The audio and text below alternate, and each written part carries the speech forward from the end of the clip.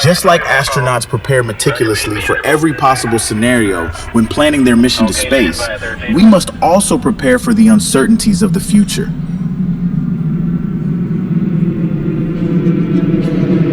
The future is an uncertain territory, shaped by megatrends such as climate change, technological evolution, and shifting demographics.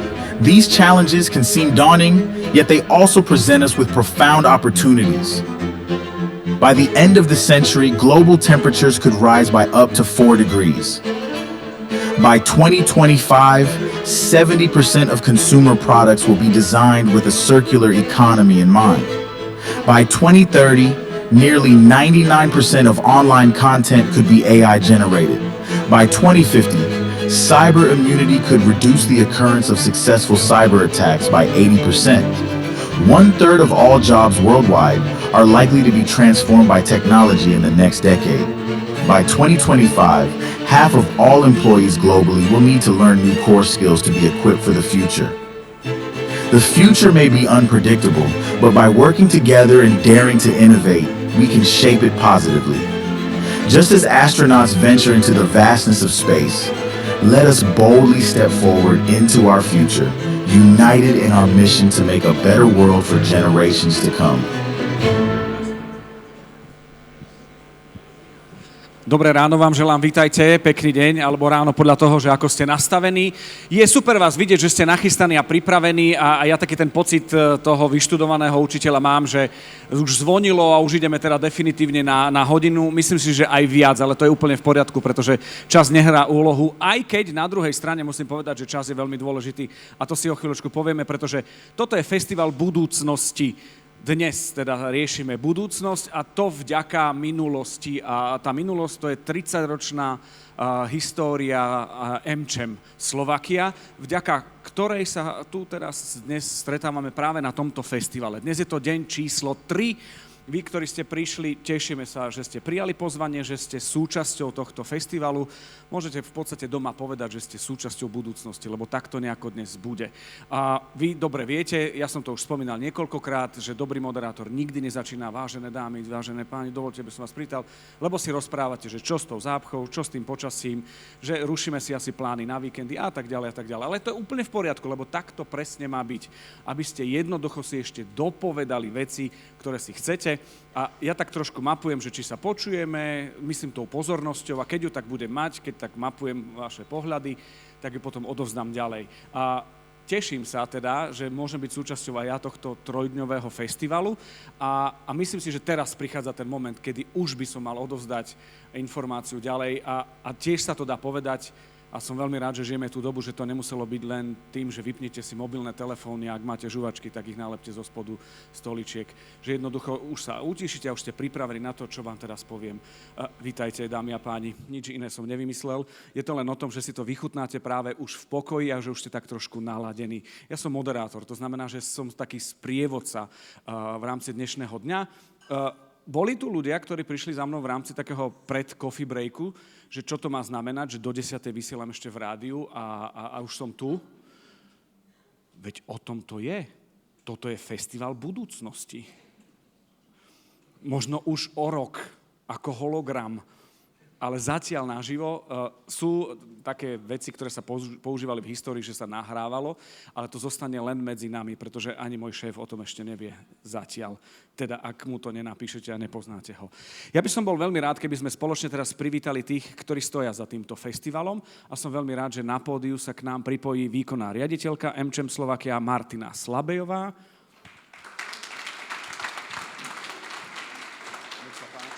Dobrý deň. Dobrý deň, Martina. A príde aj Marek Chudík, ktorý je predseda AmCham Business Service Centra Fóra. Marek. Dobré ráno. Dobré ráno, dobrý deň. ako sa máte? Martina, viem, že toto je tretí deň, to už je také, že ešte máme aj narodeninová párty bude, to viem, ale že už trošku možno aj úľava, k tomu sa dostaneme. Ale Marek, my sa stretávame prvýkrát na pódiu, chcem len vedieť, že aký máte pocit, aký máte deň, aký máte začiatok tohto dňa. Deň výborný, tak ako sme si to naplánovali, prvé 2 dní slnko a dneska to uzavrieme takýmto dažďom. Tak je to taký oxymoron, že krásne ráno vám želám. Ďakujem pekne. Ale zase na druhej strane je to o tej atmosfére, ktorá je tu vo vnútri a o tých informáciách, ktoré nás čakajú. Spomínal som, že v rámci AmCham oslavujete 30. výročie. Úžasné, gratulácie, grande, jednoznačne. A tá oslava nie je o tom, že spomínate si, čo ste robili v roku 1994, teda ak mi to tak vychádza, že to je 30 rokov dozadu, a že na čo sa chodilo do kina a aké pesničky hrali. A vy tú svoju oslavu minulosti posúvate do budúcnosti. To znamená, že minulosť oslavujete budúcnosťou. Prečo je to tak? Je to tak, v prvom rade sa budeme snažiť počas týchto 3 dní sa usadiť do tej prítomnosti. Myslím, že je dôležité, aby sme pochopili minulosť, pochopili prítomnosť, aby sme nejako vedeli prehliadnúť tú hmlu, ktorú v budúcnosti vidíme. Takže budeme sa snažiť analyzovať príbehy od ľudí, ktorí tu budú sedieť, dáta, o ktorých sa budeme rozprávať, aby sme sa usadili a porozumeli tomu, kde sme dneska, aby sme potom vedeli zanalýzovať, čo nás v budúcnosti čaká. Tá budúcnosť vyzerá teda veľmi turbulentná, máme tu digitálnu transformáciu, zelenú transformáciu, biotechnológie, je tu veľmi veľa zaujímavých oblastí, na ktoré sa musíme všetci pripraviť a dúfam, že americká obchodná komora bude v tomto nápomocnou rukou pre všetky firmy, aby tou transformáciou dobre prešli. Myslím, že dneska je deň ľudských zdrojov, takže to je naša najobľúbenejšia činnosť, ľudské zdroje. Je to aj najčastejšia otázka, ktorú ja dostávam, ktoré zručnosti, ktoré schopnosti sú do budúcnosti dôležité, tak dúfam, že dneska budeme vedieť poskytnúť nejaké odpovede. Záverom ešte poviem, že 30 rokov oslavuje americká obchodná komora, ale zároveň aj 10 rokov oslavuje naše fórum, ktoré je pod záštitou americkej obchodnej komory centier podnikových služieb a dneska tu máme určite veľa zástupcov tohto významného sektora. Myslím, že je to tretí najvýznamnejší sektor v slovenskej ekonomike, sú centra podnikových služieb, tak som si istý, že aj oni prispejú k tejto konverzácii. Takže budúcnosť, minulosť, usaďme sa v súčasnosti a rozmýšľame nad budúcnosťou. Výborné, cítim sa ako na hodine angličtiny, present perfect, continuous a tak ďalej, tak. Ale je to v pohode, tak to je, zorientovaní sme. Martina, ja by som sa chcel spýtať, toto je tretí deň, ja už som tak navodil tú atmosféru, že ten úsmev už možno netrhá ten kútik ako prvý deň, že musím sa usmievať, lebo ešte mám toho toľko v hlave, čo by som mala zorganizovať, povedať, ale ten tretí deň je, že už môžeme hodnotiť tie predchádzajúce 2. Aký máš z nich pocit a ako to vidíš v rámci tých 2 festivalových dní? Ďakujem veľmi pekne. Takže ďakujem, že ste prišli v tomto počasí. Mňa to trošku teší, lebo vás to nebude lákať vonku do parku. Takže budete sedieť a počúvať, čo tu budeme rozprávať a verím, že to budú veľmi zaujímavé panelové diskusie. Máme za sebou 2 dni. Ten prvý deň sme venovali digitálnej transformácii, ale nedívali sme sa na digitálnu transformáciu cez technológie a produkty, ale bavili sme sa o tom, ako digitálna transformácia ovplyvňuje našu spoločnosť, ako ovplyvňuje budúcnosť práce a ako ovplyvňuje nové ekonomické modely, čo je, myslím si, že veľmi dôležité. Nevyhli sme sa ani téme regulácií a bezpečnosti a dostali sme sa tak nejak až do vesmíru s prezentáciou Michala Brichtu a s takým pozdravom z NASA, kde nás pozdravil šéf misie Artemis, pán astronaut Wiesman. Myslím si, že režia má to video, takže vám ho môže potom v priebehu dňa aj pustiť. Ten druhý deň bol venovaný veľmi, by som povedala, takým kritickým a dôležitým témam. Na jednom pódiu sa odohrávala diskusia k budúcnosti zdravotníctva a to druhé pódium bolo venované klimatickým zmenám a ESG. Takže spomeniem za ten healthcare. Čo je pre mňa dôležité z toho dňa je, že AmCham spája a dokázal sa baviť o veľmi kritických témach, ako je financovanie v zdravotníctve, dáta, cez celé spektrum ľudí, ktorí sa k tejto téme majú prečo vyjadriť. Čiže mali sme tu zastúpený súkromný sektor, mali sme zastúpené štátne nemocnice, mali sme zastúpené súkromné nemocnice, mali sme ľudí z verejnej správy, ktorí píšu politiky a pripravujú legislatívu. No a verím, a je to aj našou tou úlohou do budúcnosti posúvať tieto témy ďalej a prinášať opatrenia a riešenia. Takže verím, že v tejto kritickej oblasti sa to bude veľmi dariť, ale musím povedať, že mnohé z tých kritických oblastí pre nás sú veľmi podobné tomu, čo nám spomínali aj kolegovia zo zahraničia. Čiže aby sme si zase nemysleli, že aha, toto tu na Slovensku je všetko veľmi, veľmi zlé. Nie, to, čo sme si vypočuli, je, že teda nie je to nikde ružové v tejto oblasti. A keď premostím do tých klimatických zmien, tak to sa týka úplne všetkých nás. Klimatické zmeny sme rozobrali včera na druhom hlavnom pódiu. A keď môžem vypichnúť jedného jediného človeka, ktorý vlastne aj dneska bude s nami, takže ak zostanete na narodeninovú party, tak môžete tohto človeka stretnúť. Je to profesor Lawrence Krauss, ktorý píše bestsellery a bol súčasťou tímov ocenených Nobelovými cenami. Je to astrofyzik, napísal knihu Fyzika klimatických zmien a jeho prezentácia bola dýchberúca v zmysle tom, že sme si asi uvedomili mnohí veľmi závažné fakty a povedali, a nastal tam ten aha moment. Aha. Tá tretia oblasť, ktorú by som chcela spomenúť z toho, čo bol workshop venovaný rekonštrukcii Ukrajine. Absolútne kľúčová téma. Som opäť veľmi rada, že sme dokázali dať dohromady rečníkov, ktorí nám povedali o možnostiach, ktoré Slovensko má, aj o finančných možnostiach a príležitostiach našeho biznisu, čo sa týka rekonštrukcie Ukrajiny a ako málo to v tejto chvíli využívame. Ako málo to využívame. Čiže je to aj pozvánka pre vás. Bola tu moja kolegyňa z Ukrajiny, vice-chairka AmCham Ukraine. Kolegovia z Ukrajiny sú pripravení vám priniesť informácie, ktoré potrebujete vo vašom biznise a zorientovať vás, biznis, kde sa čo dá robiť. Spomeniem ale aj to, čo nás ešte stále čaká, lebo sú to dôležité pokojne veci. môžeme. Dotknem sa aj dnešného dňa, ale to bude trošičku neskôr. Ja skôr spomeniem také menšie formáty, lebo my sme festival. My nie sme konferencia, my sme festival, takže páni si kľudne môžu dať dole kravaty. Ale máme tu kopec workshopov, ktoré sú zamerané na veľmi dôležité veci. Ty si spomínal, Marek, zručnosti budúcnosti. Na druhom a treťom poschodí nám bežia veľmi praktické workshopy, asi aj niektorí z vás sú tam zaregistrovaní, kde sa môžete dozvedieť o práve zručnostiach budúcnosti. Môžete si ako lídri, ako manažeri vyskúšať novinky, ako spracovať veľké dáta, ako spracovať veľa informácií naraz. To je to, čo nás často trápi. Môžete si vyskúšať hackerský útok a môžete sa stretnúť s etickým hackerom. Môžete si vyskúšať niektoré nástroje umelej inteligencie. Tá druhá pozvánka sa týka Healthcare Check Day. Myslím si, že to je tiež niečo, čo veľa manažerov a zaneprázdnených ľudí potrebuje, takže si môžete spraviť na druhom poschodí takú STKčku. Sú to rôzne testovania, ako ďaleko sme od infarktu, ako je na tom naša koža, naše vlasy, čo nám hrozí, čo nám nehrozí a kolegovia z Váš lekár, z Max Dermato a z Dôvery pripravili celý deň testovanie na druhom poschodí. Máme tam takú ambulanciu pripravenú a nemusíte sa vôbec registrovať, stačí len prísť, počkať si, kedy je na vás rada, takže nech sa páči, vyskúšajte. A tá ďalšia oblasť, ktorú odporúčam určite dneska, je ulička budúcnosti. Máme tu 8 skvelých startupov, išli ste okolo nich, neviem, či ste si ich všimli, informačné banery. Zastavte sa pri nich, porozprávajte sa s tými skvelými inovátormi, ktorí prinášajú inovácie v poľnohospodárstve, v ESG, v digitalizácii a tak ďalej a tak ďalej. Takže toľko vlastne k tomu dnešku. A to bolo v skratke. A musím ešte spomenúť 3 skupiny ľudí. Prepáčte, že to tak dlho trvá, ale jednoducho musím. Takže máme tu študentov, pretože čo by to bol festival budúcnosti bez mladej generácie, to by bolo veľmi smutné, takže študenti nám tu dneska robia dobrovoľníkov aj celý festival, pomáhajú nám, stretnete ich na registrácii, majú také trička s tým logom festivalu a starajú sa o to, aby vám to bolo dobré, aby vás zorientovali, ak niečo hľadáte, aby vám poradili.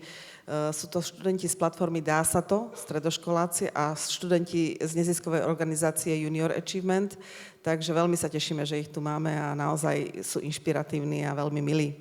Tá druhá skupina ľudí je to 17 členov boardu Americkej obchodnej komory. Niektorí z nich tu sedia medzi nami a ja sa im chcem veľmi pekne ešte raz poďakovať za to, že nám povolili to, že v decembri sme sa rozhodli, že neoslavíme 30 rokov len narodeninovou tortou, ale že budeme mať 3 dni plné zaujímavého obsahu. A tá tretia skupina sú samozrejme moji skvelí kolegovia, ktorí robia celé leto a posledné týždne, dni a noci na to, aby sme tu dneska mohli všetci sedieť a niečo sa nové dozvedieť a niečo sa nové naučiť. Ďakujem. A to je len úvod tretieho dňa. Ďakujeme veľmi pekne, Martinka. Marek, ja mám otázku. Ste veľmi milí, ďakujeme pekne. Už len to, čo Martina spomínala, že čo bolo, koľko informácií tu je to strašným spôsobom veľká suma informácií, ktoré treba poprvé spracovať, to je jasné, ale po druhé možno aj šíriť. Ako AmCham má zaručené možno taký ten moment tej relevantnosti informácií, ktoré sú pre biznismenov, tí, ktorí sú tu ako hostia, experti, podnikatelia, vizionári, čo si berú pre seba, ale aby sa to dostalo možno aj do spoločnosti, lebo sa to týka aj spoločnosti, ako sú študenti, rodičia a ľudia, ktorí by sme mohli nazvať everyday people, ako som napríklad ja. Áno, tak to je, myslím, že už Martina sa toho dotkla. Formát tejto konferencie aj tých budúcich je relatívne veľmi rozdrobený na veľmi veľa menších eventov, čiže máme tu významných predstaviteľov z akademickej sféry, máme tu významných predstaviteľov z verejného sektora, zo štátneho sektora, z firiem, máme tu veľmi veľa zástupcov zo sektora nielen zdieľaných služieb, ale zo sektora celkovej americkej obchodnej komory, máme tu materiály, máme tu pripravené letáčiky, takže dúfame, že potom, čo si všetci ľudia tu vypočujú dáta, fakty, informácie, nejaké myšlienky do budúcnosti, myšlienky, skúsenosti osobné iných ľudí, zoberú si tieto všetky veci naspäť do univerzít, do verejnej správy, do firiem, možno, že do zahraničia, skúsia to nejako spracovať a internalizovať a samozrejme, že centra podnikových služieb, ako aj americká obchodná komora, nie sme tu len tieto 3 dní, sme tu stále, celý rok sme k dispozícii, takže ktokoľvek bude potrebovať viac detailov, informácií alebo ešte nejakých dodatočných vstupov, tak je to našou misiou urobiť podnikanie na Slovensku lepšie. Tak dúfam, že formát tejto konferencie bude prínosný k tomu. Dokonca boli sme svedkom toho po prvom dni, že dokonca Martina dostala aj ponuku, že ako to dostať možno ďalej, aby to bola téma spoločenská, ktorá sa týka aj novinárov, pretože dajú sa riešiť rôzne veci a zastrašovať, ale toto sú zase veci, ktoré sa hodia a maximálne do budúcnosti. Čo nás čaká dnes, Martinka? Čo nás čaká dnes? Ja by som vás v prvom rade chcela privítať, že sedíme v sále, ktorú nám prepožičala spoločnosť Alto a ako vidíte, tak ona nie je ešte úplne dokončená. Ten fit-out tu stále prebieha, takže chodíme po betóne, ktorý necháva na tomto čiernom koberci nádherné biele stopy a keďže my sme festival budúcnosti, tak sme si to prepojili so stopami na mesiac. Takže berte to ako také vesmírne posolstvo a veľmi sa tešíme, že v Bratislave, v distrikte Nivy vzniká ďalšia pekná konferenčná sála, ktorá teda čoskoro bude dokončená a budeme ju môcť využívať na takéto skvelé happeningy. No ale čo nás čaká dnes? Ja som spomenula, že my sme sa budúcnosti trhu práce dotkli už ten prvý deň z pohľadu cez digitálne transformácie a dneska budeme pokračovať v tejto téme, lebo je veľmi dôležitá. Tá informácia, ktorá vo mne zarezonovala a bol to pán Ronit Goše zo City, ktorý vlastne nám ukázal, že ktorý job najviac sa zvýšil jeho penetrácia v rámci amerického trhu. Tak ja osobne som hádala softwarového inžiniera a boli tu ďalšie proste dohady. Takže len pre vašu informáciu, za posledných 10 rokov na americkom trhu najviac narastol job servisný a to boli manikéry, pedikéry. Takže toto bolo to, čo sa najviac rozvíjalo. Ale dobrá správa, o ktorej bude hovoriť aj speaker, ktorého vidím v prvej rade, David Timis, je, že manažerské pozície pretrvajú. Takže myslím si, že to je pozitívna správa na úvod. A potom som veľmi rada teda, že budeme hovoriť o centrách zdieľaných služieb, ako si spomínal Marek, lebo toto je komunita, ktorá zamestnáva 40 000 ľudí. 40 000 talentov, ľudí, ktorí dokážu úžasné veci. Vidím tu Carlosa, generálneho riaditeľa z Holcimu, ktorého kolegyňa Nikola Kišidajová, Slovenka, mladé dievča, vedie developerský tím v Indii, v Košiciach a v Kolumbii. Je to úžasné a takýchto talentov máme v zdieľaných centrách služieb veľmi veľa. Vidím tu Luciu, našu vice-chairku Centier zdieľaných služieb. Lucia Granová bude na záver hovoriť so študentami, pretože my chceme dneska festival ukončiť s diskusiou so študentami, s tými, ktorí sa budúcnosť naozaj dotýka. Takže toľko na dnes. Ďakujem veľmi pekne. Ja len pripomeniem, že vidíme sa takisto aj v rámci narodeninovej párty tu v tomto priestore, kde a ako to už sa dozviete, začína o 18:00. Martina a Marek, ďakujem vám veľmi pekne za úvod. Ďakujem.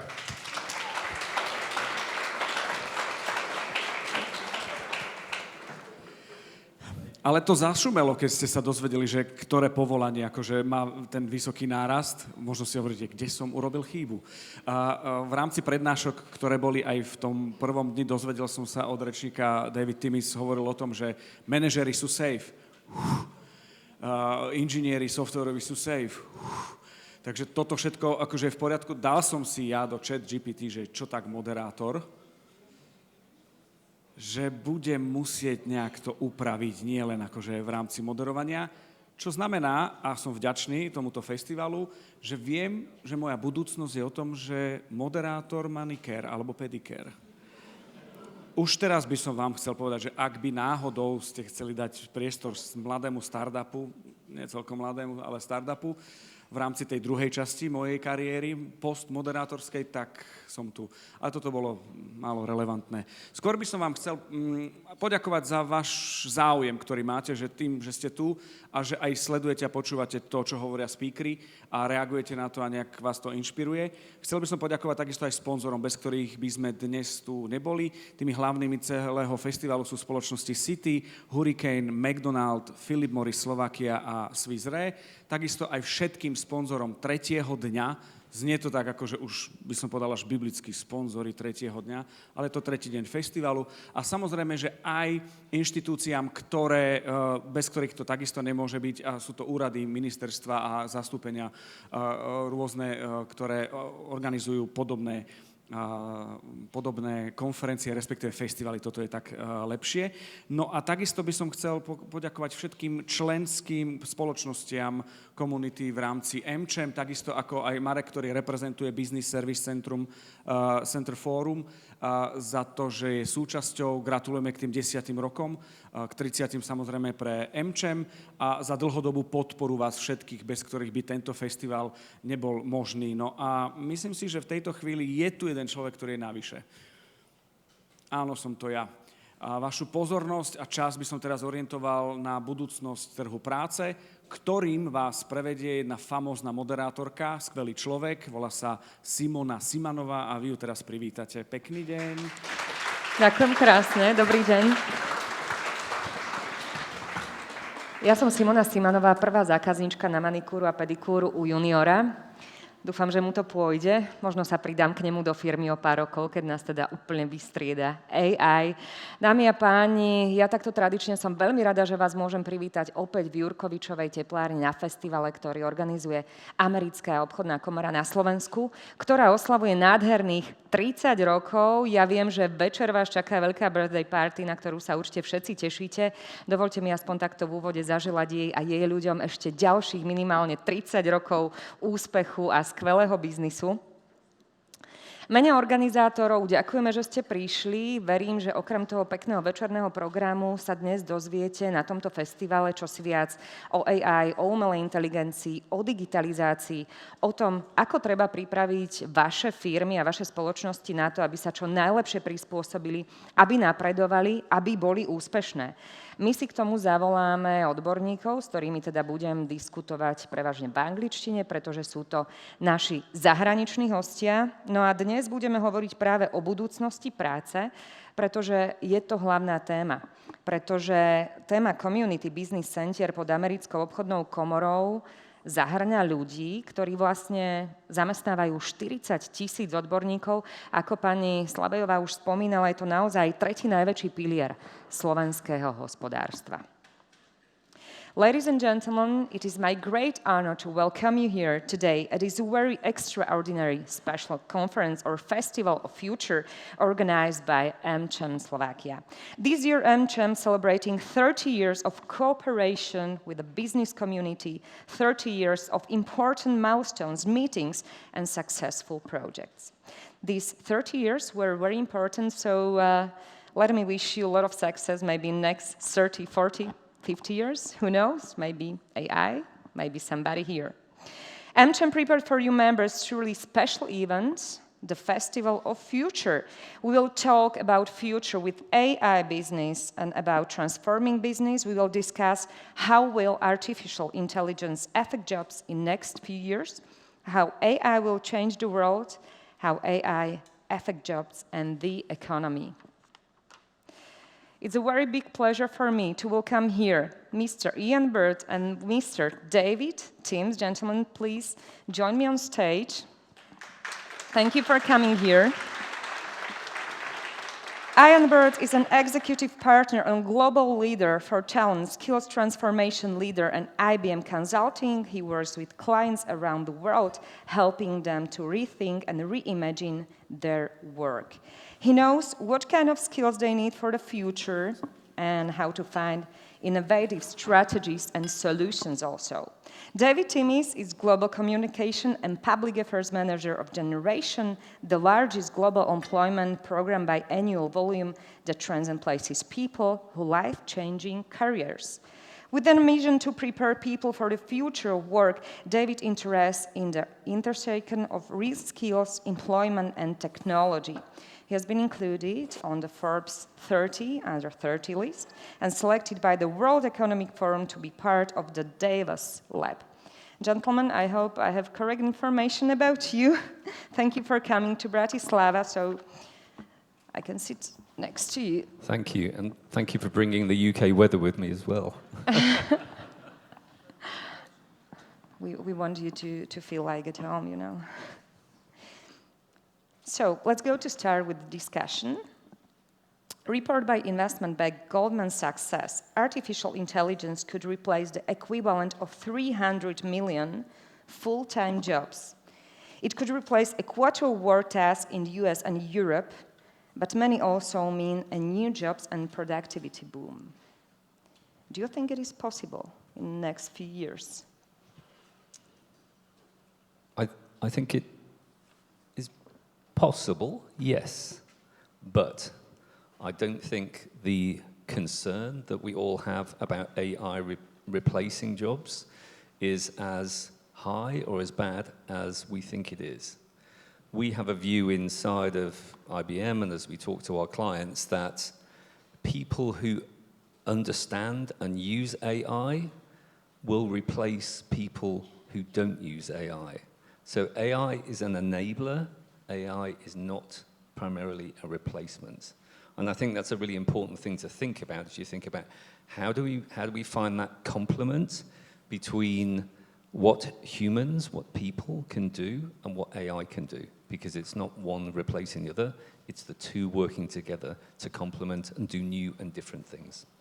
Okay, David? Yeah, it's great to hear that Ian and I are fully aligned, because I did actually quote this report in my presentation on Tuesday. And actually, there's a very important asterisk to the report, which is that 300 million jobs being disrupted, not necessarily displaced, means that certain tasks within those jobs, as Ian was mentioning, will be impacted. But actually, that report says that only 6% of the jobs in the US that were surveyed, that were part of the report, the research, they have more than 50% of the tasks that will be automated with existing, technologies. 63% are actually transformed, but in no way people will lose their jobs because of these latest technologies. And even more so, if you do the math, that's together 63 plus 7, 70%. There's a big portion, the manicure, pedicure, as it was mentioned before, the physical jobs, so 30% of the jobs in the US are not subject to generative AI-related disruption. There's electricians, plumbers for this, there's a huge need. And these jobs, AI will not take them. Maybe robotics in the coming years, but robotics is, I think, way behind what we've seen with generative AI chatbots. A study by McKinsey Global Institute reports that by 2030, at least 14% of employees globally couldn't need to change their careers due to robotics and AI. Do you think it could be 40% less or more? 14. 14%. Yeah. 14%. I think it could be more. It could be more. Maybe 20%. 20, okay. I will ask. Curious as to the question, whether the thoughts 20, on that. 30, okay. But when we see the speed in which this is advancing, and we were chatting earlier saying that the AI that we're using today is the worst it will ever be. It's only going to get better. So the sooner we understand, take advantage, get over the concern, and start to reimagine how work can happen and the opportunity it provides us, humans, to do greater value things, the more chance that we'll have to make success of that and to move on. And I think our constraint today is that we haven't yet reimagined what it can do. We're still thinking about it from a transactional perspective, from a, it can replace certain admin tasks, that kind of thing. But there's a whole new world there of things it could do that we're still having to think about. Thank you. And you? And I often hear this question. It's some question that obviously it's interesting for all of us to understand what will be the future of work, the future of jobs. But I kindly ask people in the audience, us here, to move away from focusing on jobs and more focusing on skills. And I saw the hashtags earlier, skills for the future, because whilst we cannot predict what jobs will be around in 10, 15 years, I mean, who could have predicted that you can make a living out of being a TikTok or YouTube influencer? Probably nobody at the time, but now there are people in the world, and quite a few, including in Europe, who make a living out of these technologies. So jobs will have jobs. The question is, will we have the skills needed to perform these jobs, especially the new jobs we cannot even predict? And for that particular topic, which I think it's much more important, I will quote Jeff Bezos, who's also often asked as a leader in technology, what will happen in the next 10 years? What will change? And he answered the reporter saying, why does nobody ask me what will not change? Because the things that don't change or that are least likely to change are the things we should invest in. And I think it was already mentioned even in the brochure I was reading from some of the research done here in Slovakia. Communication, collaboration, all these people skills will still be important regardless of what AI does to our work, to our tasks. And I think those would be the skills in this case that we should focus more on developing, because they are anti-fragile. Regardless of what the world will look like, we will still probably need to work with other people, hopefully. And just maybe to add, we're finding that a lot of organizations are refocusing the kind of skills they're looking for. So rather than being at pure technical skills for a technical task, technical skills are being replaced as people evolve what they're using, the technologies, etc., on a much more rapid basis. It's the collaboration, curiosity, teamwork, leadership, all of the trusted skills that you would expect people can grow and develop, those human skills. You can relearn technical skills, but the human skills, that's expertise, that's experience, and that's what people are looking for. Of course, we'll discuss about it. Can you share a story of a client who has already become skills-based, and what benefits are they seeing already? So I'll talk about a large European bank who we worked with over the last couple of years, who were looking to become what they called a learning organization. So they wanted learning and growth and development to be a core part of their culture, their nature, how they worked. They realized they were a very federated organization working across many European countries, each with its own culture, etc. And in that country, they had very different descriptions of jobs, roles, skills, etc. So we helped them think about, what does it mean to have a common language of skills across your business? How do you help people understand the value of that? And how that information, how those skills starts to feed in everything they do in and across all of their work. For example, if I'm taking some new training, what skills am I growing as a result? If I'm doing my work, if I'm working on a new project, what skills am I developing? How does that feed into not just my own growth, but my performance, my recognition, my reward, my compensation? So becoming more of a skills-based organization was their objective. And by embedding skills in and across all of their people's services, they were able to start to get a visual understanding of what skills they had in their organization today, and therefore they could understand what they needed tomorrow and how to close the gap in a really defined and consequential way. But it's a long, long way, yeah? They've achieved that. So we helped that. They began with, example, 24,000 different job roles in an organization of 200,000 people. When they finished, 850 jobs described in a common and consistent way around the world. So the data is critical. Having good data is key to drive this whole skills and AI-based future as we go forward. If we are talking about organizations, how do you imagine the future of organizations that they have GBS type function? What will be different from them?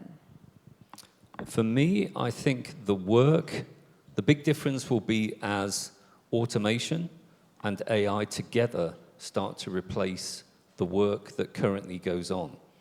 So if I take an example of our own GBS function, what they've been able to do is to help the teams reimagine what work could be within their function. So they're given the task to destroy your own job. Think about what this job could be, meaning where can AI and automation come in and replace, support, allowing the individuals, the teams, to work on higher value activities. So rather than data processing, your data insights, you're working closer with the business. So GBS type functions, I think out of this, as a result, will be able to work much more closely with the business, have more insight, have more data to make better decisions and work more closely. David, how can we make AI be a force for good that improves our work? Yeah, I mean, it's a great question. I think what we were discussing yesterday at the dinner a bit, there's so much pressure now for many companies, especially public companies, to develop AI solution to increase productivity and efficiency, that many companies that I've worked with, that I consulted, confessed to me that they bought already maybe a startup, they acquired an AI startup, they have a great tool, but they face a lot of resistance to change internally. So my sort of thinking here is, before thinking as an executive, thinking how can I use AI to do good in society, think how you can use AI to do good for your workers, because many companies, because they not bring in the employees in the code design of the AI solutions and then in the deployment, they face a lot of issues internally, and then AI ends up taking tasks from people that actually they enjoy because they were never consulted. Maybe the company didn't do the skills taxonomy that you mentioned. So the executives maybe don't know exactly what are the tasks that somebody likes and what are the tasks that maybe are less interesting, more routine.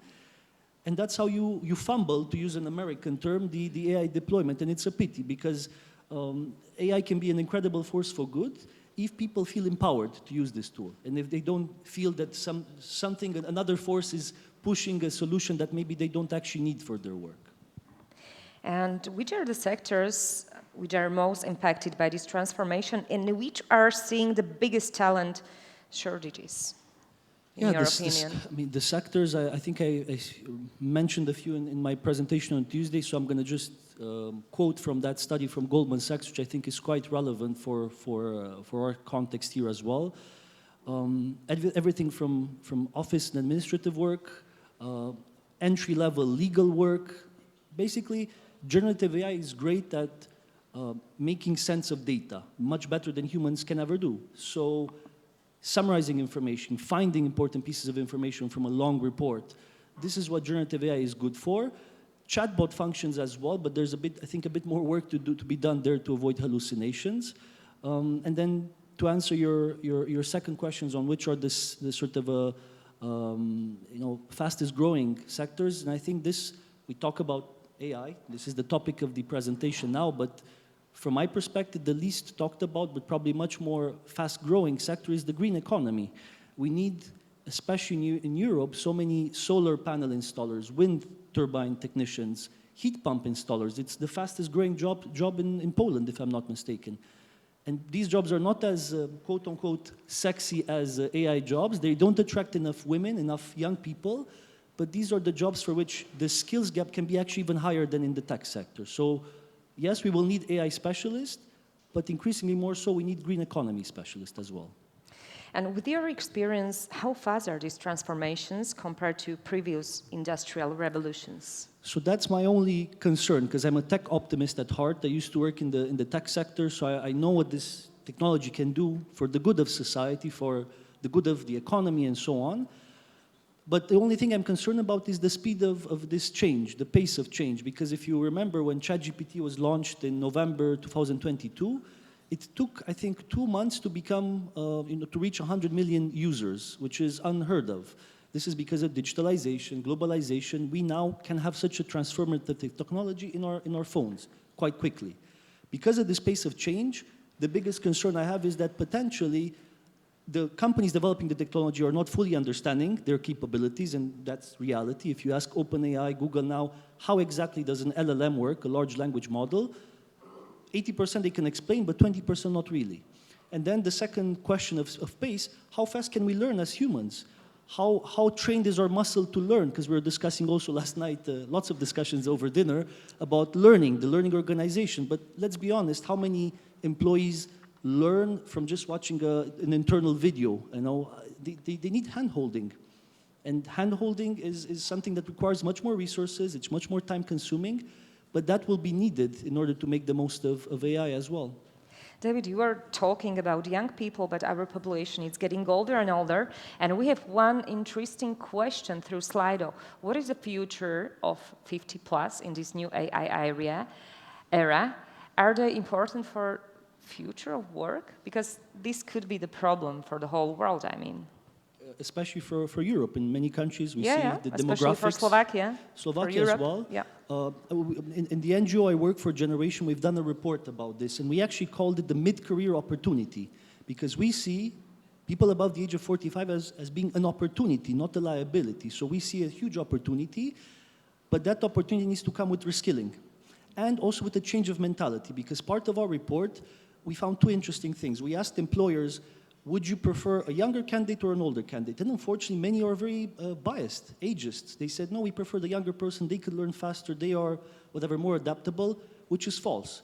The same companies we asked, but did you hire somebody older? And they said, yeah, some people. Did they perform well? And they said, actually better than the younger people. So one challenge there. The challenge is also from the workers themselves, because we asked the older workers, how do you navigate the job market in the 21st century? And they still think experience is what matters most. They still think they can find jobs from job boards, from job adverts. The world has changed. Employers are now valuing more certifications, skills portfolios, and the jobs are on LinkedIn, no longer on job boards. So we need change both from the employer side to remove these ageism biases, but also from the worker side, older workers to adapt to the new realities of the labor market. Ian, what do you think was the future for a little bit older people? I'd agree with David. I think the focus on reskilling and being able to become more adaptable is critical. But the older workers have that depth of expertise and depth of experience that actually it raises a question about how do you impart that knowledge in and across the rest of the organization? How do you share that? How do you capture that? Because being able to harness that in and across an organization is really critical. And if you can do that, I think you've got more chance of success. We are talking about it 3 days. So if work is changing with AI, how can we prepare and manage the complexity? I think it's really important to think about how organizational leaders are talking about this change, about AI, about automation, how they're demonstrating that, and the messages they're relaying in and across their organization. It needs to come through every layer of the business to talk about opportunity, value, and to bring in concept, curiosity, the ability to understand, the ability to learn and practice so that people can get over the concern and actually start to think about the opportunities that it can bring in what they do and what they might be able to do in the future. Okay, we have another 2 questions. Do you see the new trends and the threat of rather an opportunity for people at the margins? It's a question I would love to answer, because in the NGO I work for on a full-time basis, other than having such lovely conversations. So I do work for an NGO that focuses on reskilling vulnerable people. 90% of the people we hear are unemployed. 70% have only high school education. Many have children, mouths to feed. And we see with them actually that the challenge is a bit bigger from multiple reasons. First and foremost, many of them had bad experiences with education. So when you give them a free online course, they're not going to be the first people to do it, because they already were, in some cases, traumatized by traditional education. They left it because of a bad professor, or maybe actually because they didn't have the funds to continue their education. So we have to first convince them about the importance of learning, once again. And then, why is it a particular threat for them, other than, maybe being a bit less keen than others to reskill themselves, is because they face a lot of other barriers that companies are putting because of this lack of education, or lack of work experience. And, Ian mentioned a lot the skills organization. And what I wanted to add, because I think it's amazing to do this skills mapping, and I think it all starts with understanding what skills you have, what skills you need. But then what we've done at Generation, we've done another survey to try to respond to the banking sector has a huge issue based on our research in America, that was the focus area, on finding tech talent. But interestingly enough, they've increased the requirements for jobs. So we asked them, maybe, do you think that's correlated? You struggle to find tech talent because maybe you keep adding more requirements and it's one reason. And they said, yes, maybe. And the other reason we've identified was the fact that they did skills mapping, so they know what skills they have, what skills they need, but they haven't managed yet to do skills-based hiring. And if skills is the new currency of the 21st century, how do you hire based on skills?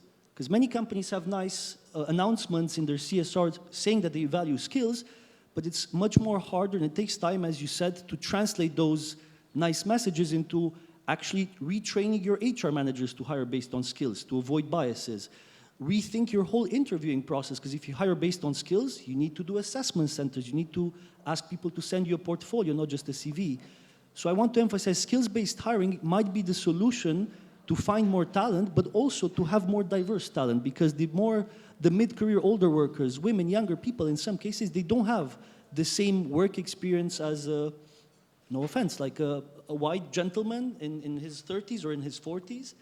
And that's the reality. So skills-based hiring, you make your workforce more diverse. That's one solution to it. Ian, do you agree? I do agree. And I would say it is a threat, but I think getting over that threat through communication, through awareness, helping those people at the margins really understand what the opportunity is. I mean, at IBM, we have a big corporate social responsibility commitment to upskill 30 million people by 2030, and we provide lots of education out there, you know, in and through universities, online, et cetera, But again, you have to bring people in. People have to understand that there's an opportunity there and help them get over, you know, being scared about taking that first step. Okay, just a last question for you both. Why does... No. Let me check. I have many questions there, but we don't have enough time. But yeah. What is the backbone of a good reskilling program to be successful? So I can definitely... I think it's an important question for people who are sitting here. Sure. So I can speak from my own experience at Generation, because we do reskilling and job placing for vulnerable people. And it's actually much more complex than just doing the training. For us, we don't call ourselves a reskilling nonprofit, because that for us doesn't mean anything. We're calling ourselves an employment nonprofit because, again, going back to the previous question, the most vulnerable people who don't have a job, they don't care about new skills or a new diploma, they care about finding a job. So they see the reskilling as a way to find a job. It's different if you do reskilling in a company or upskilling, it's totally different. But in our context, what we need to do is first and foremost, make that program free or very cheap, because people, for everybody to afford it. Give in some cases even stipends, again, if you want to include mothers, single mothers, because we have a lot of learners who are single mothers, you need to provide them with stipends for childcare, for transport in some cases. Second, that connection with the employers. It's very important for them to see there's a continuity to their education, in this case, a job interview. And last but not least, and we don't talk about it enough, career coaching, mentorship. Even if somebody is successfully placed in a new industry, in a new job, be it internally in a company from a rotation or like we do, from people who are unemployed to employed, they need support, especially in those 3 months after they get the job, because that's exactly the period in which they could actually not find themselves and not find the right support network. So mentorship is maybe the key element that is not talked about enough, in my view. Maybe I'll add a final point. Yeah. It's not just about digital training. It's not just about accessing a vault of online education. It's about helping people prepare, give them the ability to practice, coach, feedback, mentor, as you said, David, and actually package that together in a way that allows people to do that in a low-risk environment so they can build the confidence and the skills along the way and give them feedback so that they can progress and develop. So any reskilling program we do has to understand the people. So we're not just going through the same thing, but what I need might be slightly different to what you need, and that the program itself can be tailored so that we can learn and develop those individual things. Thank you, gentlemen. I agree, it's a huge process. So David Timmis, thank you for coming here, and also Ian Bird, thank you. Thank you for your visionary talks, and let's see what the future will bring. and how will work change. Thank you. So, ladies and gentlemen, as every year, AmCham prepared for you a special data. You have it in your hands. I think everybody has it. And at this moment reflects the status quo of the business center industry in Slovakia as of August 31st, 2024. So, guys, thank you very much. Yeah, you can sit back. And I would like to welcome to stage Mr. Marek Chudík, AmCham Business Service Center Forum Chairman, who will talk us through the key of business and share the numbers. And now it's time to overview of the BSC sector in Slovakia in 2024. So Marek, the stage is yours, and I will come a little bit later to ask you a few questions. Thank you very much. Thank you very much. Oh, some reorg.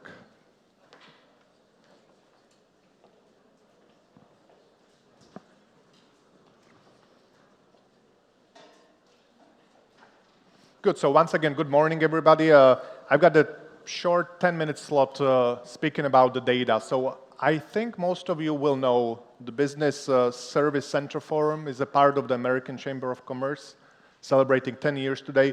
It is really a community of around 40 companies employing 37, and I'll get to a precise numbers in a moment, around 37,000 people. So it's a pretty significant chunk. It's not only based in Bratislava, it goes to Košice, and it goes to Banská Bystrica and Žilina and Nitra and Považská Bystrica, a number of other places. Those 40 people, and we had a dinner yesterday, are competitors to an extent, but we kind of found some common ground and said, there is a lot of common interest, there is a lot of areas that, we can work together. So the Business Service Center Forum is working together, a number of companies for the last 10 years on things like talent, on things like, what we can improve together better. And every year we do a little survey with data, and I think you've all got the leaflets or the booklets on your chairs with some statistical data, so I'm going to bore you for 10 minutes with numbers. So let me start with saying the sector is stable. It's a stable market force in the Slovak environment. 10, 15 years ago, it was a very dynamic and very growing segment. Maybe some of you will remember it. These days, the shared services or the business services segment is very stable in a Slovan context. The number of employees is 36,930, 37. It's, again, a pretty similar number to what was the last year. Some companies are still growing, some companies are reorganizing, so there's little ups and downs, but is essentially staying the same size. The number of service centers we have organized in our community is 39. I think for the totality of Slovakia, it's up to 60. Not all of them are members as of yet of our forum, but our forum comprises of 39. That's the same number as we had last year. So we haven't got any new members as of yet. The attrition rate, so that's the fluctuation, the number of people leaving specific companies, 9.8%. I think that's like the lowest number that I remember ever, probably. So it's below the 10%. The business services of the past, were known to be running a little bit of a higher attrition rates compared to other business segments. But this year, we have managed to squeeze it just below the 10%. Every 10th employee in the business service centers would leave. And I will say, and it's not a part of the presentation, most of them will still stay in the segment of shared services. So there is a lot of movements in between our members, not so much outside of the segment. 36.4 years is an average age of the employees that we have in our shared services. Is increasing every year. I think it's increased 6 years over the last 10 years. So it's slightly growing. I remember times 20 years back when the average age was more like 25 years. It's more 36 right now. So again, that's providing enough of a stability into our segment. Finally, I will just touch briefly on the salaries, and again, that's a pretty stable development over the years, going from 1850.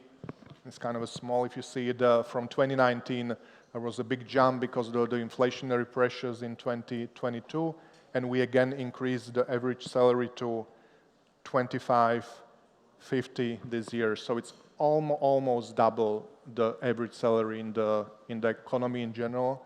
So the 25.48 is the salaries that we offer on average to our employees in the shared services segment.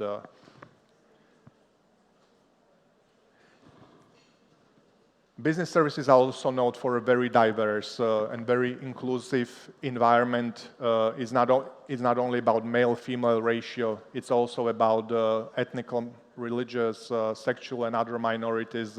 Maybe we're the segment number 3 in the national economy, but I believe when it comes to inclusion and diversity, we're number 1, and we're very proud of our record of including everybody within our 40,000 employees, no matter of the background, no matter where they came from. Right now, our percentage of the gender-based studies is 49% females, 51% males. I don't have actually the percentage on ethnical or religious or sexual or other minorities because we don't even survey those things. We just accept people. No matter personal details. The 49% is pretty stable. I think it's, again, one of the leading numbers in the industry. There will be industries in Slovakia that are much more biased towards one or another. We're exactly somewhere in the middle.